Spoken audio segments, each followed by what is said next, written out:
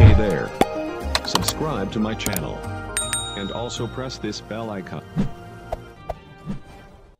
Di adegan ini memperlihatkan adegan tuan muda terlihat terbangun dari tidurnya dalam keadaan setengah sadar. Melihat bahwa Alia, mantan yang sangat dicintainya, tertidur di lantai, tuan muda pun mencoba mendekatinya. Tiba-tiba saja tuan muda Abimana terkejut bahwa yang dilihatnya adalah Kinanti, istrinya yang sekarang. Membuat dia marah pada Kinanti lalu menyuruh Kinanti keluar dari kamarnya, padahal sudah pukul 12 malam. Dan Kinanti pun menurutinya dan keluar, hingga Kinanti berdiri memandangi indahnya malam dari ketinggian rumahnya. Dan asisten tuan muda Abimana melihatnya, lalu menghampiri dan menemani Kinanti pada malam itu. Di adegan lain terlihat Bastian dan Sarah, wanita yang melarikan diri dan tidak mau dijodohkan dengan tuan muda Abimana itu, akan melangsungkan pernikahan. Dan kabar ini terdengar kepada kedua orang tuanya, membuat kedua orang tuanya tidak terima. Lalu buru-buru bergerak untuk menggagalkan pernikahan putrinya tersebut. Tetapi semua usahanya gagal karena mereka tidak menemukan gedung di mana Sarah melangsungkan pernikahan. Dan akhirnya Sarah dan kekasihnya Bastian pun sah menjadi suami istri pada hari itu. Dan di tempat lain juga terlihat pesaing bisnis tuan muda Abimana mencari kelemahan tuan muda, dikarenakan tuan muda Abimana selalu memenangkan tender dibandingkan perusahaannya. Dan pesaingnya pun mulai mendekati Reno, keponakan dari tuan muda sendiri, dan mengajak bertemu hingga berjanji akan memberikan semua apa yang Reno inginkan jika memberikan informasi yang valid kepadanya.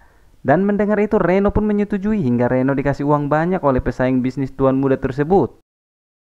Saat menghadiri undangan, seseorang memanggil tuan muda Abimana, yaitu pesaing bisnisnya tersebut, hingga terjadi keributan lalu dipisahkan oleh David, sang asisten tuan muda, dan membawa tuan muda keluar dari tempat itu.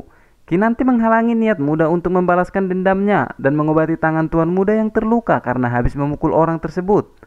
Setelah mengobati tangannya, tuan muda pun pergi begitu saja tanpa mengucapkan terima kasih kepada Kinanti.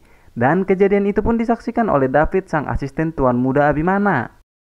Di adegan ini juga terlihat bahwa Anita, yang tak lain adalah kakak dari tuan muda Abimana, diam-diam keluar dari rumah membawa bungkusan plastik berwarna hitam. Dan ternyata Anita pergi ke sebuah gudang yang di sana ada seorang yang ternyata itu adalah mantan pacar tuan muda Abimana yang sangat dicintainya, yaitu Alia.